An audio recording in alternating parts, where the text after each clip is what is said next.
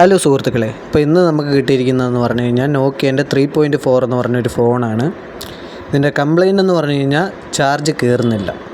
നമ്മൾ ചാർജറിൽ കണക്ട് ചെയ്ത് നോക്കിയപ്പോഴത്തേനും 1 ആമ്പിയറും എടുക്കുന്നില്ല. അപ്പം നമുക്കിതൊന്ന് ഓപ്പൺ ചെയ്തിട്ട് ചെക്ക് ചെയ്ത് നോക്കാം. ഇതിൻ്റെ ഷോർട്ട് വീഡിയോ നമ്മൾ ഇട്ടിട്ടുണ്ടായിരുന്നു. അപ്പോൾ അതിൻ്റെ ഫുൾ വീഡിയോ ആണ് ഇത്. നമ്മൾ ഫോണൊന്ന് ഓപ്പൺ ചെയ്തിട്ട് ചെക്ക് ചെയ്ത് നോക്കാം.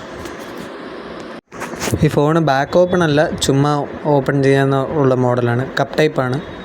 അപ്പോൾ അതുകൊണ്ട് ചുമ്മാ ഓപ്പൺ ചെയ്ത് പിന്നെ സ്ക്രൂ എല്ലാം റിമൂവ് ചെയ്യാണ്. അപ്പോൾ നിങ്ങളതിൽ എത്ര പേര് ഈ നോക്കിയേൻ്റെ ഫോണുകൾ ഇഷ്ടപ്പെടുന്നുണ്ടെന്ന് പറയുക. കാരണം എന്ന് പറഞ്ഞു കഴിഞ്ഞാൽ ഒരു കാലത്ത് നോക്കിയ ഉണ്ടാക്കിയ ഓളങ്ങളൊന്നും ഇതുവരെ വേറൊരു ഫോണും ഉണ്ടാക്കാൻ പറ്റിയിട്ടില്ല. ഇപ്പോൾ ഐഫോണൊക്കെയാണ്, പക്ഷേ എങ്കിൽ ഒരു കാലത്ത് നോക്കിയ ആയിരുന്നു രാജാവ്. നോക്കിയ, ബ്ലാക്ക്ബെറി ഇതൊക്കെ ആയിരുന്നു രാജാവ്. അപ്പോൾ നമ്മൾ എല്ലാം ഒന്ന് അഴിച്ച് സബ്ബോർഡ് കാര്യങ്ങളൊക്കെ ഒന്ന് വെളിയിലെടുക്കുകയാണ്. ഓക്കെ, അപ്പോൾ വീഡിയോ ഇത്രയും കണ്ടിട്ട് ലൈക്ക് ചെയ്യാത്തവരാണെങ്കിൽ ലൈക്ക് ചെയ്യുക, സബ്സ്ക്രൈബ് ചെയ്യാത്തവരാണെങ്കിൽ സബ്സ്ക്രൈബ് ചെയ്യുക, സപ്പോർട്ട് ചെയ്യുക.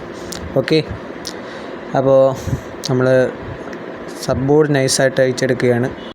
നമ്മൾ സബ്ബോർഡ് അഴിച്ചെടുത്ത വോൾട്ടേജ് ചെക്ക് ചെയ്ത് നോക്കുമ്പോഴത്തേനും സിന്ന് വോൾട്ടേജ് കടന്നു പോകുന്നില്ല. അതായത് ചാർജിങ് പിന്നിൽ നിന്ന് അപ്പുറത്തോട്ട് വോൾട്ടേജ് കടന്നു പോകുന്നില്ല. അപ്പോൾ നമുക്ക് മനസ്സിലായി ചാർജിങ് പിന്ന് തന്നെയാണെന്ന്. അപ്പോൾ നമ്മൾ അത് മാറ്റാൻ പോവാണ്. ചെറിയൊരു അബദ്ധം പറ്റി ഗൈസ്. ചാർജിങ് പിന്ന് മാറ്റുന്ന വീഡിയോ ഓണാക്കിയില്ല, അതാണ് പറ്റിപ്പോയത്. എന്തായാലും നമ്മൾ ചാർജിങ് പിന്ന് മാറ്റിയെടുത്തിട്ടുണ്ട്.